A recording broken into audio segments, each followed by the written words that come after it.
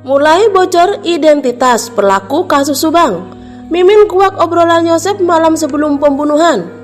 Namun sebelum lanjut di pembahasan, mohon untuk menyimak video ini sampai habis agar kalian tidak gagal paham dalam mencerna sebuah berita. Dan jangan lupa untuk like, komen, subscribe, serta aktifkan tombol notifikasi agar Anda tidak ketinggalan info terupdate dari kasus ini. Dan jika sudah, yuk kita simak kembali videonya. Mulai muncul kini identitas pelaku sebenarnya kasus Subang yang belum terkuak hingga kini. Pembunuhan ibu dan anak di Subang, Jawa Barat memang belum menemui titik terang pelakunya.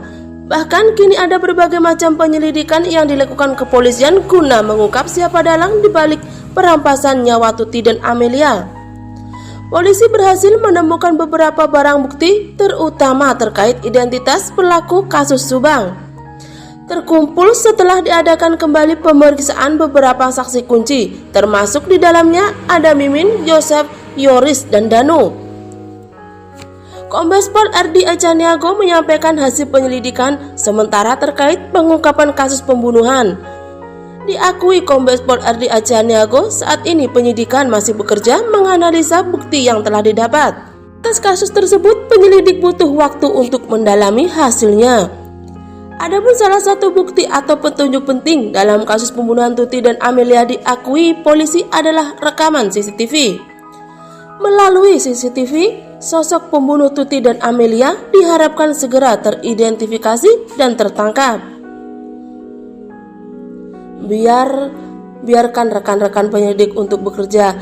Saat ini penyidik tengah melakukan pendalaman terkait masalah pembuktian secara konvensional melalui dari olah TKP, kemudian mengarah kepada ditemukan beberapa hal-hal yang dicurigai, baik melalui rekaman CCTV maupun yang lain, ungkap Kombes Pol Echaniago saat ditemui di Mapolrestabes Bandung. Dalam mengungkap pelaku ini, kata dia, penyidik tidak bisa asal menuduh tanpa ada barang bukti yang kuat. Karenanya, polisi masih terus berusaha mengumpulkan bukti penting. Sementara itu, pemeriksaan Mimin menyisakan fakta baru yang tak kalah penting bagi penyelidikan kasus ini. Dicecar 18 pertanyaan, Mimin diminta bercerita soal masalah sebelum Tuti dan Amelia dibunuh. Akhirnya terungkap apa yang sebenarnya terjadi malam sebelum Tuti dan Amelia ditemukan jenazahnya di bagasi apart. Tim kuasa hukum Mimin dan Yosef, Dede Nasution, mengungkap apa saja isi pertanyaan yang diajukan oleh polisi. Untuk Bu Mimin sendiri sekarang ada 18 pertanyaan terkait tentang kegiatan atau aktivitas Bu Mimin dan Pak Yosef per tanggal 17 Agustus. Seputar